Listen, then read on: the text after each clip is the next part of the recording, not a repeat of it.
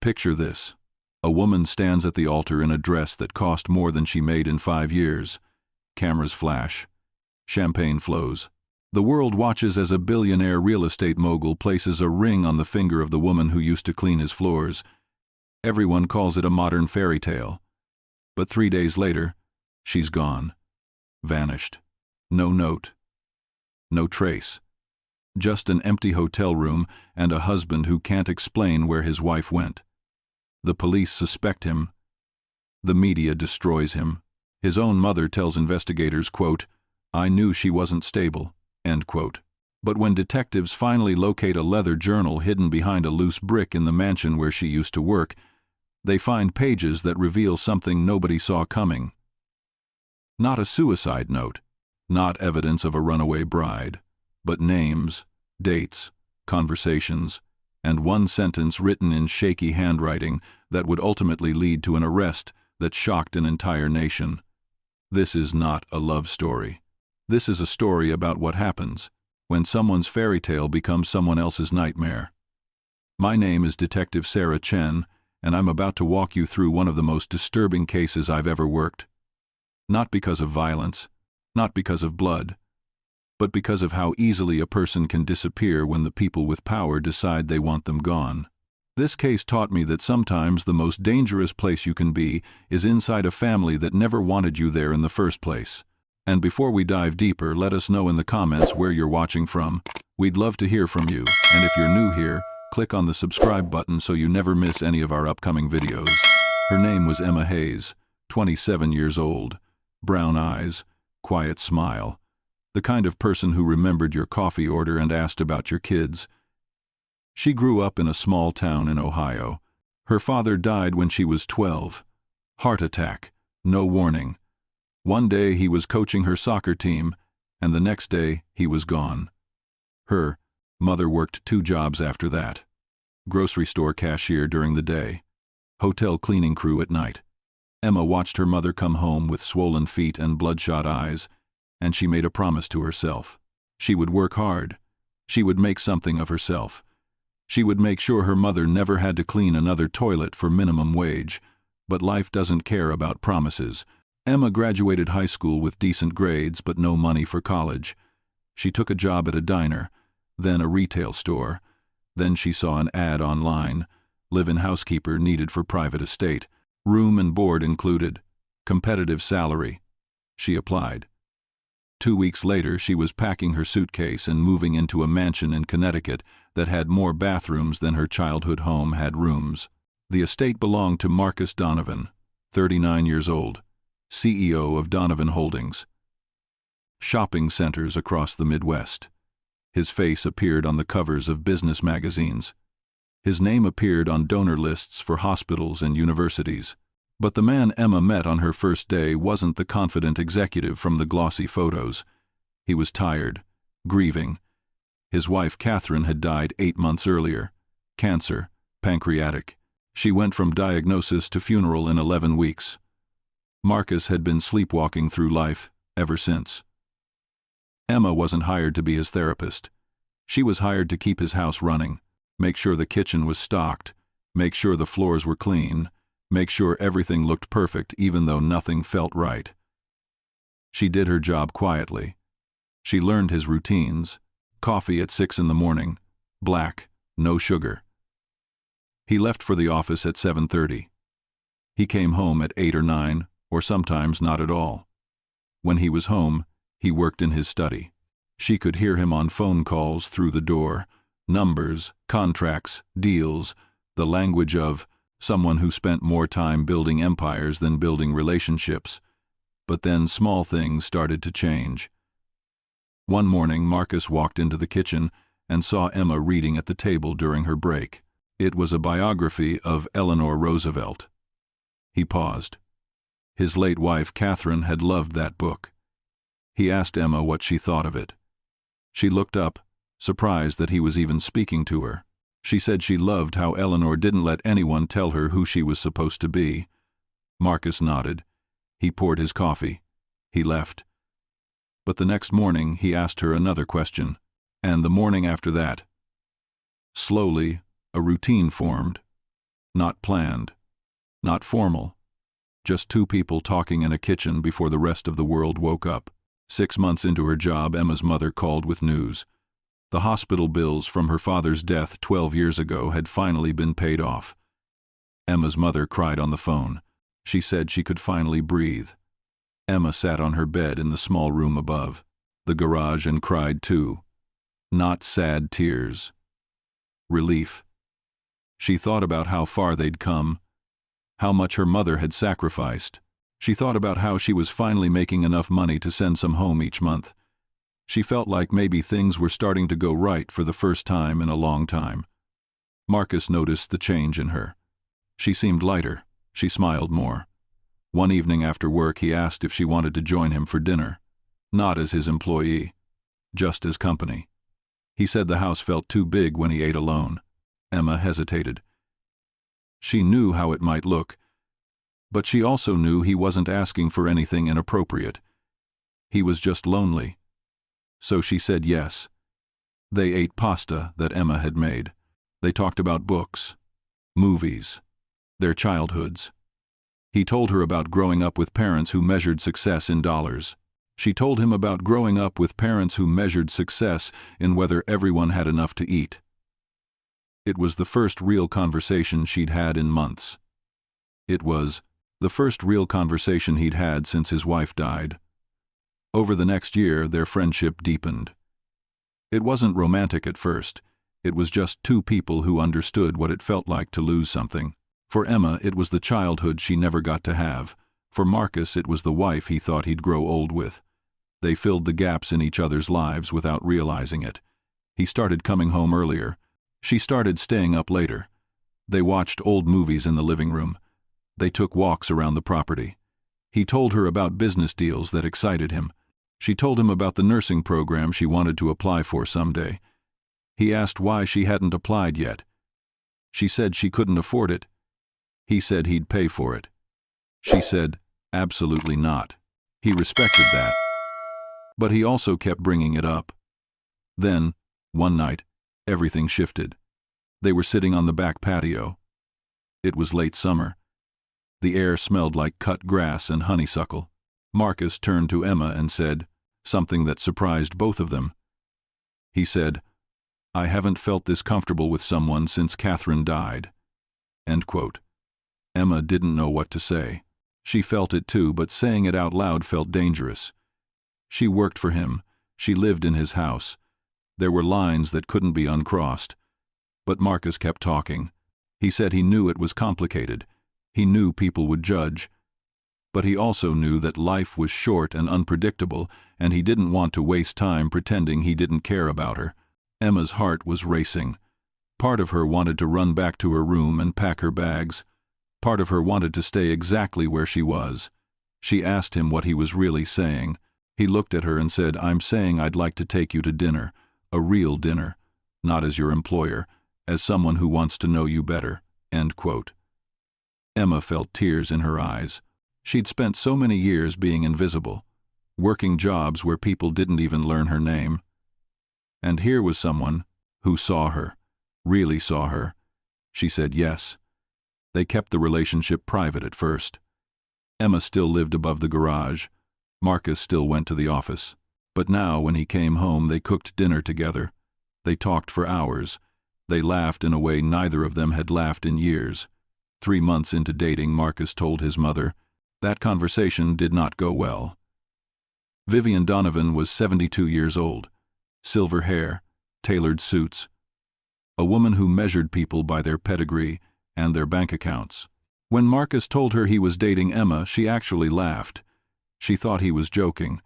When she realized he wasn't, she became very still, very cold. She asked if he'd lost his mind. She reminded him that Emma was his employee, that she came from nothing, that people would talk. Marcus said he didn't care. Vivian said, "You should." End quote.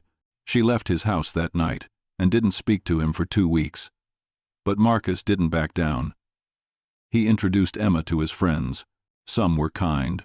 Some were polite in that way people are when they're judging you silently. A few were openly rude. One woman at a charity gala actually asked Emma if she was there to collect the coats. Emma smiled and said no, she was there with Marcus. The woman's face went red. Marcus took Emma's hand and walked away. He told her later that he was sorry, that his world was full of people who measured worth by the wrong things. Emma said she could handle it, but the truth is, it hurt. Every whispered comment, every raised eyebrow, every article that called her the help, end quote. She wanted to be seen as Marcus's partner, not as some Cinderella story for people to gossip about. 14 months after their first date, Marcus proposed. He didn't do it at a fancy restaurant or on a beach at sunset. He did it in the kitchen, where they'd had their first real conversation. He got down on one knee while Emma was making coffee, and he asked her to marry him. She said yes before he even finished the question. She was crying. He was crying. For a moment, everything felt perfect. The engagement made national news. Headlines ranged from sweet to cruel. Some outlets called it a beautiful love story. Others called it a publicity stunt. One tabloid ran the headline, "Billionaire's midlife crisis marries the maid," end quote. Emma tried not to read the comments online, but sometimes she couldn't help herself. People said she was a gold digger, that she got pregnant on purpose, that she probably couldn't even read. The cruelty was stunning. Marcus hired security after someone sent death threats to his office. He told Emma they could postpone the wedding. She said absolutely not. She wasn't going to let strangers take this away from them. Vivian Donovan did not attend the engagement party. She sent a brief email to Marcus that said, "I will not watch you make the biggest mistake of your life," end quote. Marcus didn't respond. He was done trying to win his mother's approval. He told Emma that they'd build their own family, their own life, without people who couldn't be happy for them. The wedding was planned for October. Small ceremony, close friends only. Emma's mother flew in from Ohio. She cried when she saw her daughter in the wedding dress. She held Emma's face in her hands and said, "Your father would be so proud," end quote. Emma felt a pang in her chest. She wished he could have been there. She wished he could have walked her down the aisle. But her mother squeezed her hand and said, "He's here, sweetheart. I feel him," end quote. The ceremony was beautiful. Marcus cried when he saw Emma. She looked radiant, happy. They exchanged vows they'd written themselves. Marcus promised to see her, to value her, to never let her feel invisible again. Emma promised to stand beside him, to challenge him, to love him even when the world didn't understand. When the officiant said, "You may kiss the bride," end quote, the room erupted in applause. About the tabloids and the cruel comments and Vivian's absence, she was just a woman marrying the man she loved. The reception was held at the estate. String lights hung from the trees. A jazz band played. Emma danced with her mother. Marcus danced with Emma. They cut the cake. They toasted with champagne. Everything felt right. But then around 9 o'clock, Emma noticed something. Vivian had arrived. She was standing near the back of the garden, watching, not smiling, not celebrating, just watching. Emma felt a chill run down her spine. Marcus saw her too. He walked over to his mother. Emma couldn't hear what they said, but she saw Marcus's jaw tighten. She saw Vivian shake her head. Then Vivian turned and left without saying a word to Emma. Later that night, Marcus told Emma not to worry about it.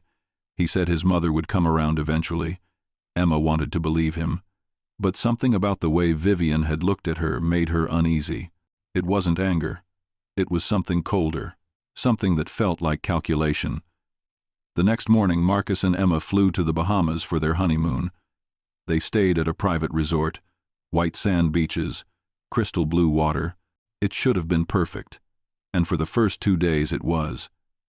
They swam, they ate fresh seafood. Marcus said he'd support whatever she wanted to do. They talked about maybe having kids someday, maybe buying a smaller house where they could just be normal. It felt like the beginning of something beautiful. On the third night, Emma woke up around 2 in the morning. She couldn't sleep. Too much excitement, too many emotions. She slipped out of bed and walked down to the beach. The resort was quiet. just the sound of waves and palm trees rustling. She sat in the sand and looked at the stars. She thought about her father, about her mother, about how unlikely this all was. A girl from a small town in Ohio marrying a billionaire. It felt like a dream. That's when her phone buzzed. A text from an unknown number. It said, "Enjoy it while it lasts." End quote. Emma's stomach dropped. She looked around. The beach was empty. She tried to tell herself it was just a random spam message, but something about the timing felt wrong. She went back to the room. Marcus was still asleep. She didn't wake him. She told herself she was being paranoid. The next morning, Emma seemed distracted. Marcus asked if she was okay. She said she was fine, just tired. They spent the day by the pool, but Emma kept checking her phone. No more messages. Maybe it really was nothing. That night they had dinner at the resort restaurant. Emma ordered fish. Marcus ordered steak. They talked about going snorkeling the next day. Emma was starting to relax again. Then her phone buzzed. Another text. Same unknown number. It said, "He'll never love you the way he loved her." End quote. Emma excused herself and went to the bathroom. Her hands were shaking. She stared at the message. She thought about Catherine, Marcus's late wife. She thought about Vivian. She tried to figure out who would send something like this. When she came back to the table, Marcus noticed something was wrong. He asked again if she was okay. This time Emma showed him the messages. His face went pale, then red. He said, "This is my mother." End quote. Emma said she didn't know that for sure. Marcus said, "I do. This is exactly something she'd do." End quote. Marcus tried calling Vivian. No answer. He left a voicemail telling her to stop, to leave Emma alone, to grow up and accept that he'd moved on. But Vivian didn't call back. That night, Emma barely slept.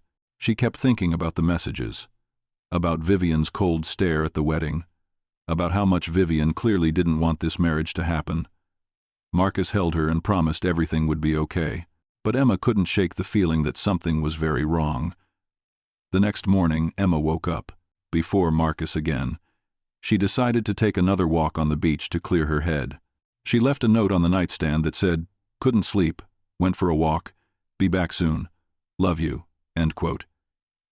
She slipped on sandals and walked out of the room. The sun was just starting to rise. The resort was still quiet.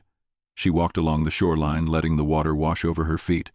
She tried to focus on the good things, her marriage, her future, the fact that she'd found someone who truly loved her. But then she saw someone standing near the edge of the property. A woman, older, wearing sunglasses and a wide-brimmed hat. Emma's heart started racing. She couldn't see the woman's face clearly, but something about her posture felt familiar. They stood there for what felt like forever. Then the woman turned and walked toward the resort parking lot. Emma wanted to follow her, but her feet wouldn't move. By the time she snapped out of it, the woman was gone. Emma went back to the room. Marcus was awake, panicked. He'd woken up and seen the note, but when Emma didn't return after an hour, he'd started to worry. He'd been about to call security. Emma told him about the woman on the beach. Marcus immediately called the front desk. He demanded to see security footage. He wanted to know if his mother had checked into the resort. The manager said they'd look into it, but it would take time. That afternoon, Marcus and Emma decided to cut the honeymoon short. They flew back to Connecticut 2 days early. Marcus was furious. Emma was exhausted. When they got back to the estate, Marcus confronted his mother. He drove to her penthouse in Manhattan. Emma stayed home. She didn't have the energy for another fight. Marcus found Vivian in her living room, drinking tea, reading a book, completely calm. He asked if she'd been in the Bahamas. She said no. He asked if she'd sent the text messages. She smiled. Not a warm smile. A knowing smile. She said, "Marcus, darling, I don't know what you're talking about." End quote. Marcus said, "You're trying to destroy my marriage before it even starts." End quote. Vivian put down her teacup. She looked at her son and said, "I'm trying to save you from making a mistake you'll regret for the rest of your life." End quote. Marcus told her she was out of his life, that she wasn't welcome at the estate, that if she contacted Emma again he'd get a restraining order. Vivian didn't flinch. She said, "You'll come back to me. When this all falls apart, you'll realize I was right." End quote. Marcus left without another word. He didn't speak to his mother for the next 3 months. Emma tried to settle into married life, but the texts had shaken her. She changed her phone number. She avoided reading anything online about herself. She focused on her application to nursing school. Marcus hired extra security for the estate. He told Emma she was safe, that Vivian couldn't hurt them. But Emma couldn't shake the feeling that something bad was coming. 2 months after the wedding, Emma was accepted into a nursing program. She was thrilled. Marcus threw her a small celebration dinner, just the two of them. He was so proud of her. He told her she was going to be an amazing nurse, that her father would be proud. Emma felt happy for the first time since the honeymoon. Maybe things really were going to be okay. But 3 days later, Emma disappeared. Marcus woke up on a Tuesday morning and Emma wasn't in bed. He checked the bathroom, the kitchen, the study. Her car was still in the driveway. Her phone was on the nightstand. Her wallet was in her purse. But Emma was gone. Marcus called her name. No answer. He checked every room in the house. Nothing. He called security. They reviewed the footage. At 4:17 in the morning, the camera at the front gate showed Emma walking out. She walked down the long driveway and turned left onto the main road. Then she disappeared off camera. Marcus called the police immediately. They arrived within 20 minutes. They asked the standard questions. Had they been fighting? Was she depressed? Did she have a history of mental illness? Marcus said no to everything. He said Emma was happy, that she'd just been accepted to nursing school, that there was no reason for her to leave. The officers exchanged glances. They'd heard that before. A missing person report was filed. Emma's photo was circulated. Her mother flew in from Ohio. She was hysterical. She kept saying, "This doesn't make sense. Emma wouldn't just leave." End quote. Marcus agreed. But the police were starting to look at him differently. Statistically, when a wife goes missing, the husband is usually involved. They asked to search the estate. Marcus said yes. They brought in dogs, forensic teams. They found nothing. The media had a field day. Headlines screamed, "Billionaire's bride vanishes, days after honeymoon." End quote. Cable news ran segments, speculating about what happened. Some people said Emma ran away because she couldn't handle the pressure. Others said Marcus must have done something to her. The internet was vicious. People dug up every detail of their relationship. They analyzed Marcus's body language in interviews. They called him a murderer without any evidence. Marcus hired a private investigator. He offered a $1 million reward for information leading to Emma's whereabouts. Tips poured in. Most were useless. Some were cruel pranks. One person claimed they saw Emma in Mexico. Another said she was in Canada. None of it led anywhere. Marcus barely slept. He barely ate. He just sat in the study staring at his phone, hoping Emma would call. 3 weeks after Emma disappeared, the police got a warrant for Marcus's phone records. They found something interesting. Marcus had deleted several text messages from the night before Emma vanished. When asked about it, Marcus said he didn't remember deleting anything. The police didn't believe him. They brought him in for questioning. They asked him point blank if he'd hurt his wife. Marcus broke down. They asked him, "The Fosten Jun, with processed, with place, and bon." He said, "I love her. I would never hurt her. I don't know where she is, and it's killing me." End quote. The police didn't charge him, but they didn't clear him either. Marcus became a pariah. Business partners distanced themselves. Friends stopped calling. Even people who'd been at the wedding started avoiding him. The only person who reached out was his mother. Vivian called and left a voicemail. She said, "I told you this would end badly. When you're ready to admit I was right, I'll be here." End quote. Marcus deleted the message. 6 weeks after Emma disappeared, a detective named Sarah Chen was assigned to the case. She was known for being thorough, for not jumping to conclusions. She started from scratch. She interviewed everyone again: Emma's mother, Marcus, the household staff. She reviewed all the security footage. She looked at Emma's social media, her bank accounts, her medical records. Everything pointed to a woman who was happy and stable. There was no reason for her to run. Detective Chen went back to the estate. She walked through every room. She stood in the bedroom where Emma had last been seen. She tried to think like Emma. If you were scared, if you were running, where would you go? Then she noticed something. In the corner of the bedroom there was a bookshelf. Most of the books looked untouched, but one book had a worn spine. Detective Chen pulled it out. It was the Eleanor Roosevelt biography, the one Emma had been reading when she first started working for Marcus. Detective Chen flipped through the pages. Tucked inside was a folded piece of paper, a note. In Emma's handwriting, it said, "If something happens to me, look behind the brick in the mudroom." End quote. Detective Chen's heart started racing. She went downstairs to the mudroom. There was an old brick fireplace that hadn't been used in years. She started, pulling at the bricks. One of them was loose. Behind it was a small leather journal. Detective Chen opened it.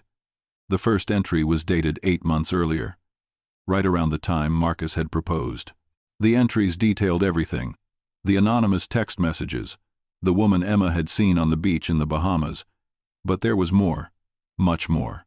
Emma had been keeping a record of strange things that had been happening: phone calls where no one spoke, a car that seemed to follow her when she ran errands, items in the house that had been moved. Emma had thought she was being paranoid, but she'd written it all down just in case. And then Detective Chen found an entry from 2 weeks before Emma disappeared. It said, "Vivian called me today. She asked to meet in person, said she wanted to apologize. I don't trust her, but Marcus thinks I should give her a chance." End quote. The next entry was dated 1 week before Emma disappeared. It said, "Met with Vivian yesterday. She didn't apologize. She offered me money. $2 million to leave Marcus. She said I could disappear and start over somewhere else. She said if I really loved him, I'd let him go back to his real life. I told her no. I told her I wasn't going anywhere. She smiled and said, 'That's unfortunate.'" End quote. Detective Chen felt sick. She kept reading.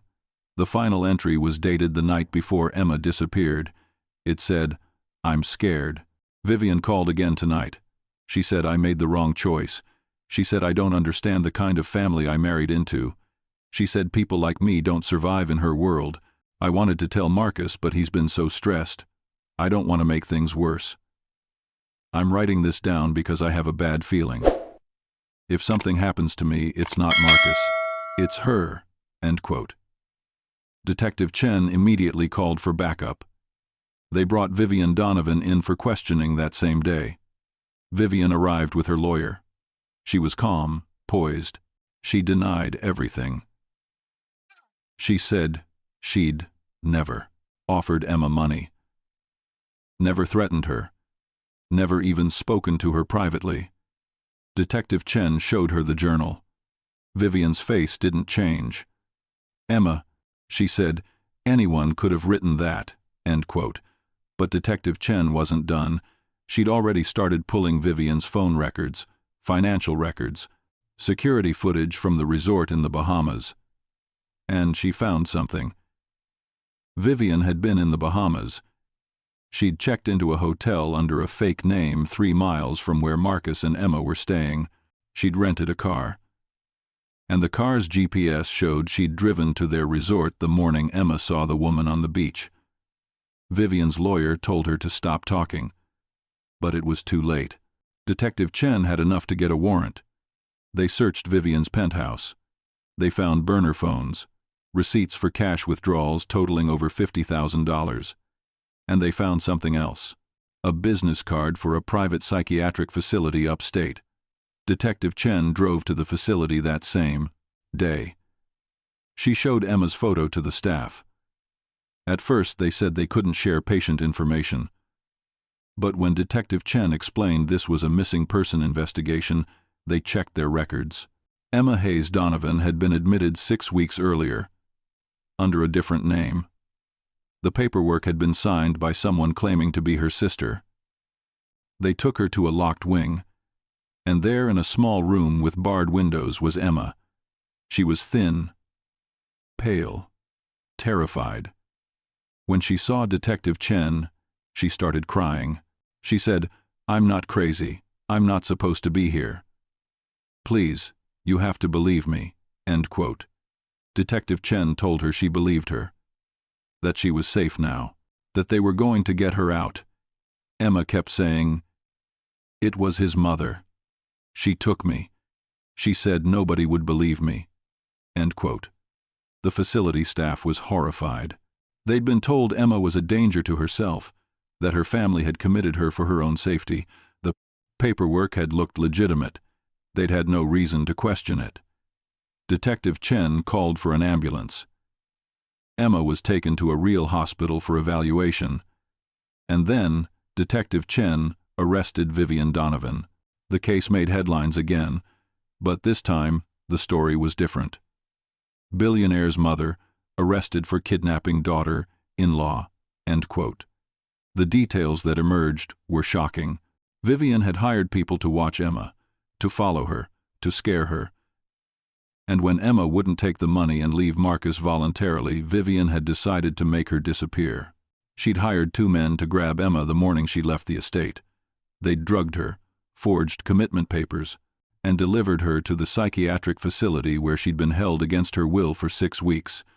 Vivian's lawyer tried to argue that she genuinely believed Emma was unstable, that she was trying to protect her son, but the evidence was overwhelming.